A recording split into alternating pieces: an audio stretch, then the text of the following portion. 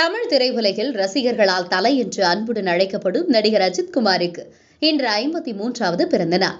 இதையொட்டி அவரது ரசிகர்கள் பல்வேறு நலத்திட்ட உதவிகளை செய்து வருகின்றனர்.